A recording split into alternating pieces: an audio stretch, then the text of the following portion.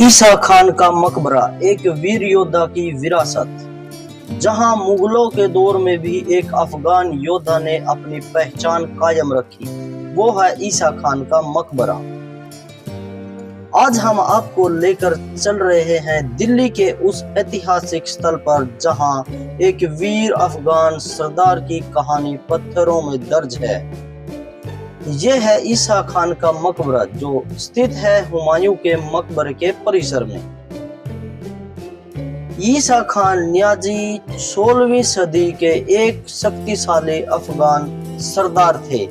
वे शेरशाह सूरी के अधीन एक महत्वपूर्ण सेनानायक रहे। शेरशाह सूरी और उनके वंशजों ने मुगल सम्राट बाबर के बेटे हुमायूं को हराकर दिल्ली की गद्दी पर कब्जा किया था। ईसा खान भी इस मुगल विरोधी संघर्ष का हिस्सा थे और उन्होंने अपने जीवन काल में ही अपना मकबरा बनवाना शुरू कर दिया था, जो कि अपने आप में अनोखी बात है। यह मकबरा सन 1547 ईस्वी में बनाया गया था, यानी हुमायूं के मकबरे बनने से 20 साल पहले। ईसा खान का मकबरा मुगल स्थापत्य से पहले की लोदी और अफगान शैली का एक बेहतरीन उदाहरण है। 8 कोनों वाला यह मकबरा एक ऊंचे चबूतरे पर बना है और इसे लाल बलुआ पत्थर और संगमरमर से सजाया गया है। इस मकबरे की सबसे खास बात है इसकी सुंदर मेहराबें, जालीदार खिड़कियां और गुंबद, जो न केवल शिल्प कला की मिसाल है बल्कि इस अफगान सरदार की ताकत और रुतबे को भी दर्शाते हैं। ईसा खान और मुगलों का संबंध। ईसा खान मुगलों के विरोध में थे। जब शेरशाह सूरी ने मुगलों को हराया और दिल्ली की सत्ता संभाली, तो ईसा खान उनके दरबार का एक अहम हिस्सा बन गए। वो मुगलों के पुनः आगमन के खिलाफ भी सक्रिय थे, इसलिए ईसा खान को मुगलों का प्रतिद्वंदी और एक स्वतंत्र सत्ता के समर्थक योद्धा माना जाता है। आज भी ईसा खान का मकबरा इतिहास के उन पन्नों की गवाही देता है जब दिल्ली पर सत्ता के लिए युद्ध हुए और कुछ बहादुर लोग इतिहास में अमर हो गए। अगर आप दिल्ली आ रहे हैं तो हुमायूं के मकबरे के साथ साथ इस कम प्रसिद्ध लेकिन बेहद सुंदर स्मारक ईसा खान के मकबरे को जरूर देखें और गौर करें किस तरीके से ईसा खान के जीवन में ही इस मकबरे को बनाना शुरू कर दिया गया था। ये एक वाहिद ऐसा मकबरा है जिसे किसी के मरने से पहले बनाया गया हो। खुद ईसा खान ने इस मकबरे की नींव रखवाई थी और इस कार्य को करवाया था। लाल बलुआ पत्थर और सफेद संगमरमर से इस मकबरे को बहुत ही सुंदर ढंग से सजाया गया है। मकबरे के अंदर जाते ही आपको देखने को मिलेगी यहाँ पर 5-6 कब्रें। जो एक कब्र है वो ईसा खान की है, बाकी उनके मिलने जुलने वालों या शायद उनके रिश्तेदारों की होंगी। मकबरा बहुत शानदार है और बहुत ही प्राचीन है। तकरीबन हुमायूं के मकबरे से 20 साल पहले इस मकबरे को बना दिया गया था। आप देख सकते हैं किस तरीके से इन पत्थरों को काटा गया और इन कब्रों के ऊपर लगाया गया था। जब कोई मर जाता था उसको नीचे दफनाते थे और उसके ऊपर ये निशानी के तौर पर पत्थरों को लगा दिया जाता था, जैसे यहाँ पर अंदर कब्रों पर लगा हुआ है।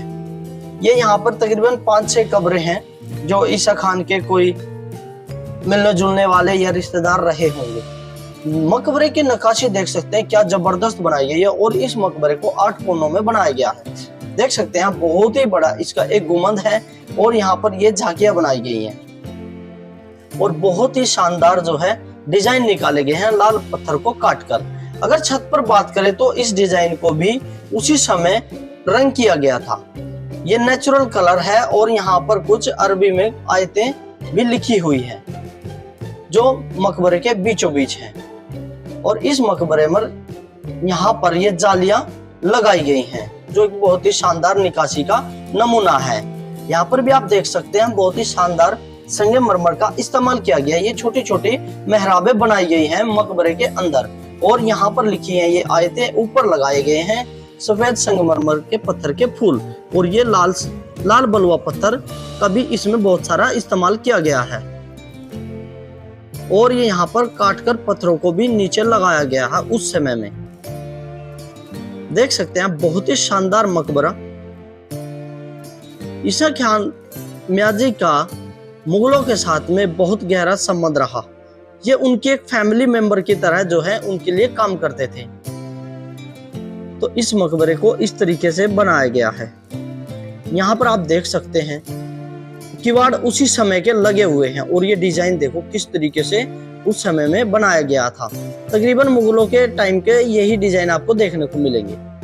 अब आपको बाहर का थोड़ा सा व्यू दिखाता हूँ। बाहर का क्या है, यहाँ पर ये 8 कोनों में बनाया गया मकबरा, और इसके बराबर में चलने की बनाई गई है जगह। और सामने आप देख सकते हैं ये मस्जिद, ये भी उसी समय की है। ये भी ईसा खान मियाजी के द्वारा ही बनाई गई मस्जिद है। बहुत शानदार मस्जिद है। अब हम इस मस्जिद के अंदर चलते हैं और देखते हैं, शायद यहाँ पे भी एक कोई छोटी कब्र होगी। तो अभी मस्जिद के अंदर चलते हैं। बहुत ही शानदार उस समय में जो है इसका चारों तरफ का जो है आपको देखने को मिलेगा। और मकबरे का व्यू जो है कुछ इस तरीके का है। इस पर नीले पत्थर का भी इस्तेमाल किया गया है। बहुत शानदार व्यू आपको देखने को मिलेगा। अब आपको सीधे मस्जिद में लेके चलता हूँ और दिखाता हूँ इस मस्जिद के अंदर आपको क्या क्या देखने को मिलेगा। इस मस्जिद को भी एक चबूतरे पर बनाया गया है।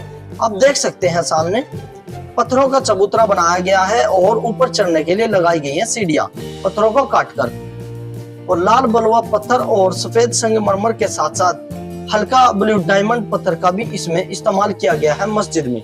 ईसा खान मियाजी द्वारा 1547 में बनाई गई थी ये मस्जिद।